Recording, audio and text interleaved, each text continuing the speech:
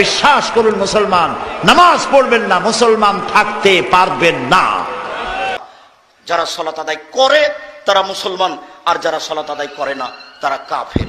সাহাবায়ে কেরাম বলতেন একজন মুমিন চুরি করতে পারে, মদ খেতে পারে, পাপ করতে পারে, রোজা কাজা করতে পারে, হজ না করতে পারে, কিন্তু নামাজ কাজা করে এই ব্যক্তি কখনো মুমিন হতে পারে না। এটা মুসনাদ আহমদ ইবনে হাম্বলে সাহাবীদের অনেকের বর্ণনা আসছে। তো এই জন্য আমি অনুরোধ করব, আমরা সবাই দর্শকদেরকে অনুরোধ করব, সালাদটাকে আমরা কায়েম করার চেষ্টা করি। সিয়ামের বিকল্প আছে, সিয়াম যদি কেউ অসুস্থ হয় অন্য সময় রাখতে পারে, মুসাফির হলে অন্য সময় রাখতে পারে। সালাত কিন্তু তা নয়, মুসাফির হোক অসুস্থ হোক তাকে সালাতের হাজিরা দিতে হবে। আল্লাহ তাআলা সবাইকে তৌফিক দান করুন। আমার দেশের মানুষরা জানেই না যে নামাজ ছাড়লে কাফের হয়, তাহলে কেমন করে পাইকারি হারে বলবো যে তুমি কাফের? ও তো জানে না, ও মনে করে যে নামাজ ছাড়া। আমার দেশের মানুষরা মনে করে যে মদ খাওয়া নামাজ ছাড়ার চাইতে বড় পাপ, ঠিক না? গাঁজা খাওয়া, জুয়া খেলা, এগুলি নামাজ ছাড়ার চাইতে বড় পাপ। জুয়া জীবনে খেলবেন না, কিন্তু নামাজ পড়েন, জানি না। অথচ সমস্ত গুনার চাইতে বড় গুনাহ হচ্ছে নামাজ ছাড়া, শিরকের সমান গুনাহ। একটা লোক কবরে সিজদা করলো, মূর্তিকে দুর্গাকে সিজদা করলো, হিন্দুদের মন্দিরে সিজদা করলো, আর একটা লোক নামাজ ছাড়লো, দুটোই সমান, কোনো পার্থক্য নেই।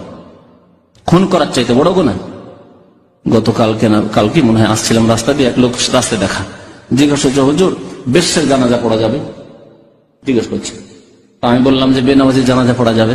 আমি তার প্রশ্নের উত্তর দেওয়ার আগে আমি প্রশ্ন করলাম, আচ্ছা আপনার ধারণায় কি বেনামাজি জানাজা পড়া যাবে? বেনামাজি জানাজা পড়ে তো অভ্যাস আমাদের দেশে, তো আর বলবে কি বেনামাজি জানাজা পড়া যাবে না? বলতে মুশকিল। তাহলে কটা লোকে জানাজা পড়বেন? গ্রামে 10টা লোকে জানাজা, 90টা জানাজা হবে না, ঠিক কিনা? কিন্তু ইসলামের মাসলা হচ্ছে যে বেনামাজি জানাজা পড়া যাবে না।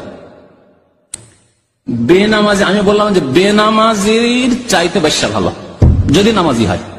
আল্লাহ নবী বলছেন মান তারাকা সালাতা মুতাম্মাদান ফাকাদ কাফারা, যে ব্যক্তি নামাজ পড়ে না, নামাজকে ইচ্ছাকৃত ত্যাগ করেছে, ফাকাদ কাফারা, এই ব্যক্তি কাফের, মানে মোদি।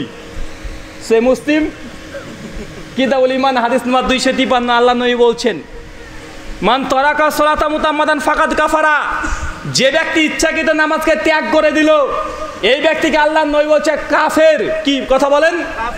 কি বলছে জোরে বলেন? এটা আমার কথা না নবীর কথা? যদি রাগ করতে হয় নবীর উপরে করতে হবে। 4 লক্ষ টাকা খরচ করে চলে যাবেন হজ করতে, নবীর যে কবরস্থান আছে কবরে চলে যাবেন, আর নবীকে গিয়ে একটু বলবেন এই কথা কেন বলেছেন, নামাজ পড়ে না বলে আমাকে কাফের কেন বললেন? আর নবী এই কথা বলে নাই, এর চেয়ে তার কঠিন কথা বলেছে তাবরানী আওসাত হাদিস নাম্বার 1145। আল্লাহ নবী বলছেন যে ব্যক্তি সালাত আদায় করে না, যে ব্যক্তি নামাজ পড়ে না, এই ব্যক্তির কিয়ামত হবে 1 নাম্বার সবচাইতে পৃথিবীর ভালো মানুষ, তার নাম হচ্ছে ফেরাউন। জি, নামটা ভালো না? ফেরাউন নাম ভালো কি খারাপ? আল্লাহ নবী বলছেন যে ব্যক্তি সালাত আদায় করেনি দুনিয়ায়, যে ব্যক্তি নামাজ পড়ে নাই, এর হাসর হবে 1 নাম্বার ফেরাউন, হামান, এইসব বড় বড় টাইটেলধারী ব্যক্তির সঙ্গে। যদি আজকের দিনে হাদিসটাকে ব্যাখ্যা করতে হয়, যে ব্যক্তি নামাজ পড়ে না এর হাসর হবে ভারতবর্ষের প্রেক্ষাপট অনুযায়ী মোদি, অমিত শাহ, যোগী, এই কোয়ালিটি মানুষের সঙ্গে। এটা বাস্তব, এটা আল্লাহ নবীর হাদিস। শুধু আল্লাহ নবী কাফের বলেনি, বলেন কোন কোয়ালিটির কাফের, কোয়ালিটি শুদ্ধ বলে দিয়েছে। অথচ আমরা এই জিনিসগুলো বলছি, আপনাদের কর্ণপাত হয় না, কর্ণপাত হলেও আপনাদের হৃদয়ে আঘাত লাগে না।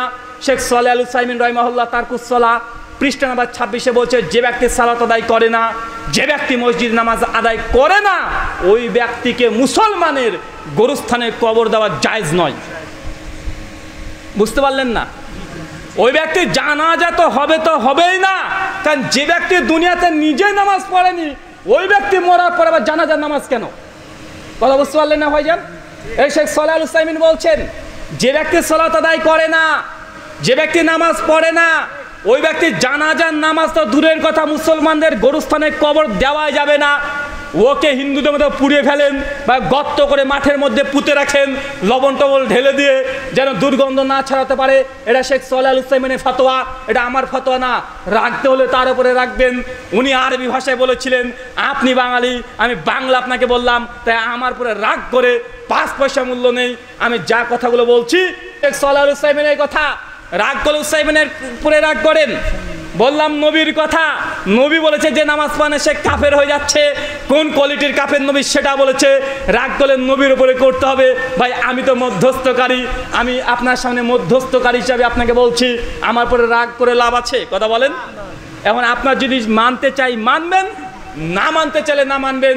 আপনি যদি কথাগুলো মেনেও নেন, আমার 4 কাঠা জমি 16 কাঠা হবে না, আর আমার 16 কাঠা জমি আপনি যদি না মানেন 2 কাঠা হয়ে যাবে, এমনটাই নয়।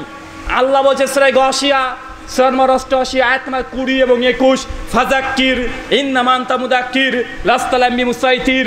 তোমাদের কাজ শুধু যে হকগুলো আছে, সত্য কথা আছে, এগুলো প্রচার করে দেওয়া। আল্লাহ বলছেন তোমাদেরকে দারোগা রূপে পাঠায়নি, পুলিশ করে পাঠায়নি, আর্মি করে পাঠায়নি যে জোর করে আপনাকে মানাতে হবে। এটা আমার দায়িত্ব না, এটা বাপকে দায়িত্ব দিয়েছে।